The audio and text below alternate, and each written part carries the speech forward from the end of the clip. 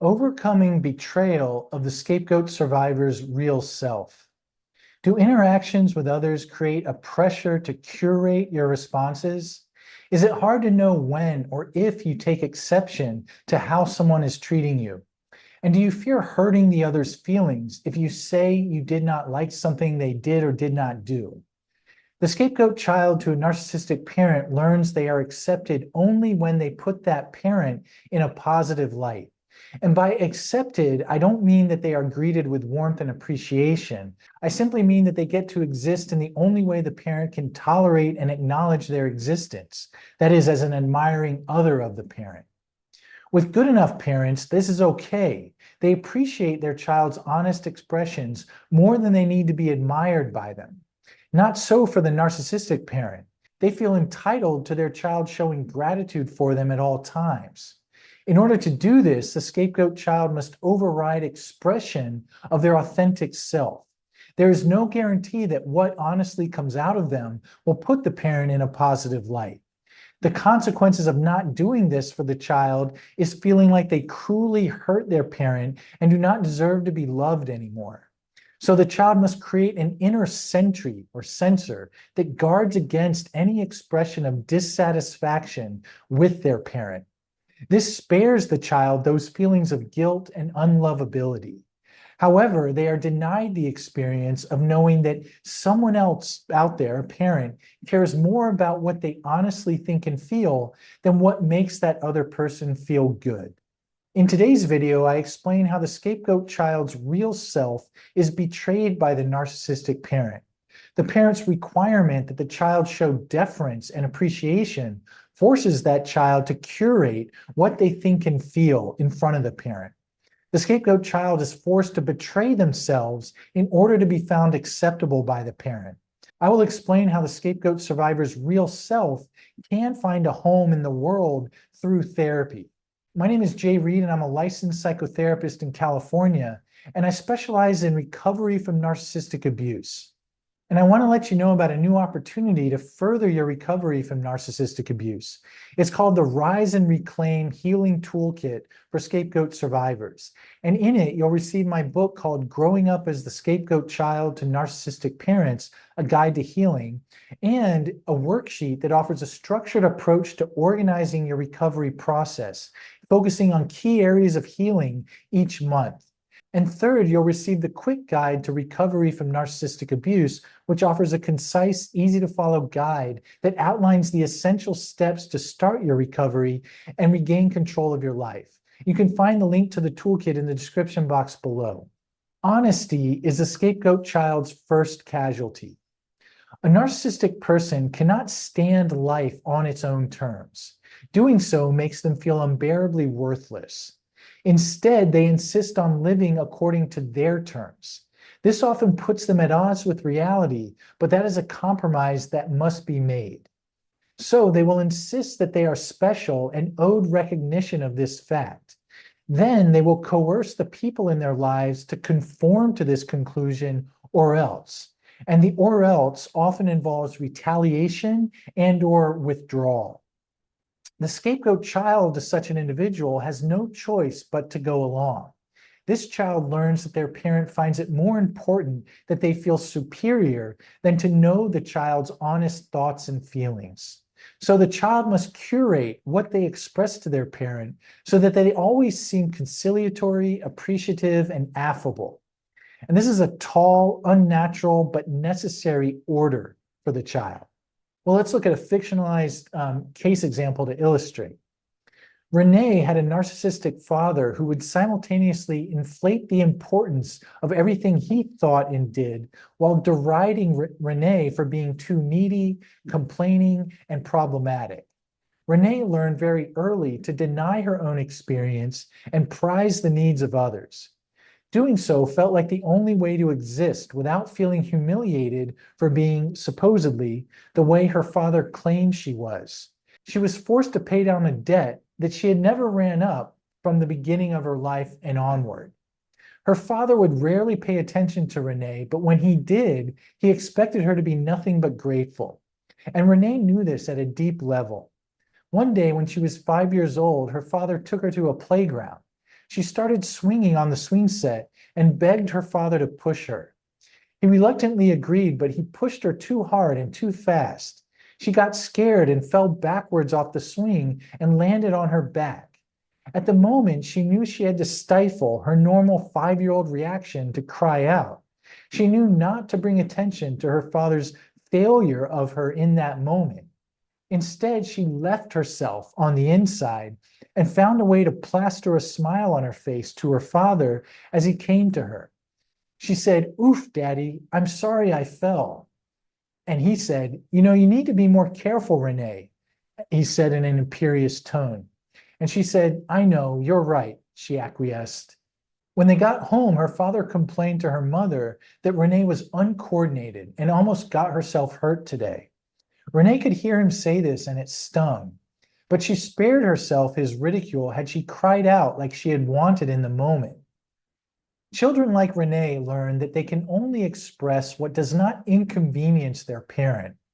In this example, had Renee cried out due to the pain she felt, then her father would have been inconvenienced in having to address her needs. She had to force herself to stay in a conciliatory stance towards him, even though he was responsible for making her fall off the swing. Curation had to trump honesty for Renee to survive. The danger of honesty for the child of a narcissistic parent. No matter how poorly a narcissistic parent treats their scapegoat child, they still remain essential to the child. The scapegoat child still has to try to protect their image in the parent's mind. So the child who believes their parent sees them as irrevocably bad feels devastated, and they risk this devastation if they honestly express themselves. A narcissistic parent cannot admit they were wrong. The only people who make mistakes are supposedly others. So if the child expresses dissatisfaction with the parent and the parent feels wounded by this, then it cannot be the parent who is responsible. They are incapable of doing anything detrimental to another, or so the logic goes. So if they feel bad, then it must be due to the wrongdoings of someone else. They are unconflicted in this stance because they lack empathy for others' feelings. So the parent will blame the child who shows dissatisfaction with them. What any child would want in such a situation is for the parent to respect and accept the child's feelings in that moment. They may even apologize to the child when they have genuinely failed them. This lets the child know that their parent can tolerate their feelings. Therefore, these feelings are safe to experience and express. But for the scapegoat child, the rug is pulled out from under them in these moments. The narcissistic parent turns the child's honest expression of dissatisfaction against that child. All of this confuses the child about who was wrong in the first place. The scapegoat child's registration of the parent's shortcoming results in them getting blamed. The child may then trace back the root of being blamed to their expressing dissatisfaction with the parent. Now it seems like it was not the parent's initial action that is the problem, but the child's calling attention to it. So the scapegoat child learns to censor themselves for such reactions, no matter how honest they may be, because they lead to trouble with the parent. Let's go back to Renee to further illustrate. In 6th grade, she started to make more friends in her class. At this age, her peers were being granted more freedoms. They went from having sleepovers to meeting at a nearby movie theater without parents, then getting ice cream afterwards. Renee felt warm and cared about when her friend Janice invited her to go to the movies one Friday night. As Renee walked home, she grew anxious. She knew her father would be suspicious of her desire to go to the movies with her friends, that he would make up excuses as to why it was not safe for her to go. The thing was, if Renee stayed home, it was not like her father spent time with her. He seemed to just enjoy taking away what Renee wanted for herself. That night at the dinner table, Renee told her father about Janice's invitation. She followed it up with how sure she would be to be safe and could even call home after the movie to check in with him. He immediately began shaking his head no. Renee felt the bottom of her stomach drop out, and she was flooded with helpless exasperation. Oh, please, she begged, with tears welling in her eyes. She hated getting so upset because she felt undignified, but she just could not help it. Her father cruelly said, "Oh, what? Are you going to cry? See, that's how I know you're not ready for more responsibility. You can't even keep it together to talk to me without throwing a tantrum." Renee was now overcome with rage.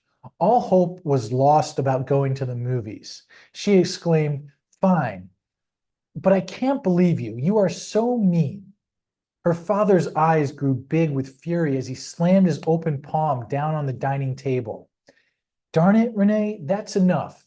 Everything I do for you and this family, and this is how you treat me? I've had enough of you. Go to your room and don't come out until I say you can." Renee did as she was told. She collapsed onto her bed in anguish. It felt like she was buried under a ton of bricks. She felt stifled and oppressed by not being able to join Janice. And she knew she would have to apologize to her father for her supposed outburst if she wanted to keep the freedoms that she already had. She also knew that her father would detect any sign of insincerity in her apology, so she would have to believe it herself. When he came up to her room, she said that she was wrong to have said that to him and that she apologizes and promises never to do it again. He told her she was grounded for the coming week, but that it could have been much worse for her if she had not apologized. As these kinds of interactions kept happening with her father, Renee learned to muzzle her discontent with his refusal to let her enjoy her friendships. She concluded that she was wrong to want more freedoms because it upset him so. She curated a presentation of agreeableness to him, and this created more harmony in their relationship. The cost to her was private and massive, however. Scapegoat children like Renee may have to unconsciously develop a belief, such as, "I am hurtful and destructive when I'm honest." Such a belief keeps them safer with their narcissistic parent. Later in life, though, this belief can prevent them from having a relationship where they are accepted even when they are honest. How therapy can make it safe to be honest again. When these kinds of conditions of relationship have been learned, it takes a new relationship to learn otherwise. Therapy is a fairly reliable source for such a new relationship for scapegoat survivors. The central premise of the profession of therapy is that the therapist be more concerned about the client's honest expressions of themselves than what might make the therapist feel good about themselves. Despite this conceptual reassurance, the process of testing whether it is true in your own therapy can be challenging. Therapists, in one way or another, tend to tune into the kinds of beliefs that forbid honesty, such as the one I just described. Clients saddled with such a belief will likely seek evidence in the therapeutic relationship that disconfirms this painful belief. Let's look at how Renee did this in her therapy.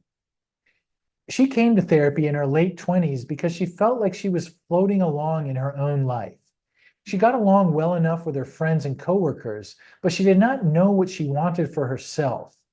After gaining an understanding of her upbringing, her therapist understood how imprisoned Renee was by having to muffle her true experience and always produce what was palatable to the other.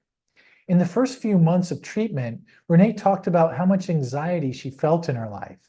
She was constantly worried about offending someone or letting someone down. This worry was so occupying that she rarely evaluated whether others were meeting her expectations. Her therapist inferred that she found it too dangerous to take issue with someone else's behavior towards her. They forged a good working relationship, and Renee felt supported. She liked coming to sessions where, for the first time, someone listened intently to her. She would often feel understood. Despite these positive developments, she still felt like must always be nice to others, no matter how they treated her. Well, about 6 months into the treatment, Renee tested this belief with her therapist. Her boyfriend had not called her for 3 days. This had been an ongoing pattern with him. Renee would feel angry at how casually he seemed to dismiss her, but she quickly dismantled this reaction by telling herself that she was overreacting. And she knew that he would react in kind, likely accusing her of being too needy and sensitive. She had never brought this up in a therapy session, but she did today. She said, "So my boyfriend still hasn't gotten back to me. It's been 3 days." Her therapist registered that this was a new and important topic she was bringing up. He said, "Wow, that sounds difficult. How have you been feeling about it?" Renee said, "Oh, it's no big deal. He always does this. I need to learn to not be so dependent on him for my own happiness. He's much better at that than me." This was a test of her unconscious belief that being honest was hurtful and destructive. Her therapist intuitively picked up on this and said, "Really? I wonder if you're in fact bothered by his dismissiveness, yet fear getting humiliated if you say so. It's hard for me to think that this kind of inconsiderate treatment could truly not bother someone." Renee felt a relief and sat back in her chair. She felt much safer to say how she truly felt about his treatment. "You're right. I hate it when he does this. It makes me feel like I don't matter." Her therapist said, "It's really important that you're saying this. You used to have to censor yourself from knowing your honest reaction to being mistreated by your father. It seems that you feel safer to do so with your boyfriend right now." As treatment wore on, Renee eventually expressed what she did not like on the occasions her therapist disappointed her. Scapegoat survivors like Renee get to learn in therapy that their honest reactions are more important than what makes others happy all the time. The way this lesson is safe to learn is through the therapist's continued goodwill and presence as the client tries this out. In Renee's therapy, it started with her being honest about how much she disliked her boyfriend's mistreatment of her. Later, she learned that her therapist remained caring towards her even when she found fault in him. After several years in treatment, Renee felt much less fear when she shared her honest reactions to important people in her life. And correspondingly, she had populated her life with people who welcomed Renee's honesty over whatever might make them feel good. Well, I hope you found today's video useful, and I want to thank you all for your continued support and engagement with this channel and the resources around it. And I guess from Brizo back there, myself, we look forward to posting again next Friday. Take care.